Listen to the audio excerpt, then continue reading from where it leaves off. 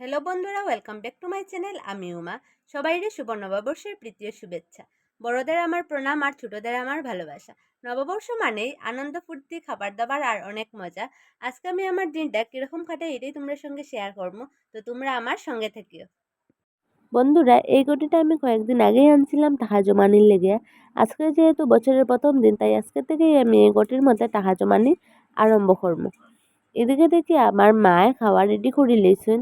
আজকে আমার মায়ে অনেক কিছুই রান্না করছেন, তো আমি খাবারটা শেষ করিয়া আমি এখন যাইরাম গিয়া আমরা পাড়ার মাঠে ফুটবল খেলার আয়োজন করা হয়েছে, এই ফুটবল খেলা দেখার।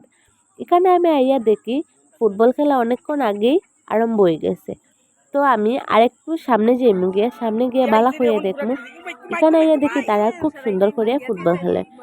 এখানে প্রত্যেকবারই শুভ নববর্ষ উপলক্ষে এই খেলাটার আয়োজন করা হয়। এখানে বিবাহিত এবং অবিবাহিত ছেলেরা মিলিয়ে এই খেলাটার আয়োজন করে, কিন্তু প্রত্যেকবারই এই খেলাটার মধ্যে অবিবাহিত ছেলেরা জিতে। আমার মনে হয় এবারও কিন্তু অবিবাহিত ছেলেরাই জিতবে। এদিকে দেখো বলটা লইয়া তারা কি সুন্দর খেলেন। এদিকে কাকুটাই দেখতে কি সুন্দর দৌড়ার, কিন্তু বলটাকে তো আর ধরতে পারে না।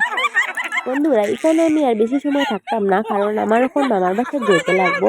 আমার মামার বাসায় গণেশ পুজো হয়েছে, তো তারা হয়েছেন আমি যেতাম। তো এখানে আমি এখন যেমগা মামার বাসা।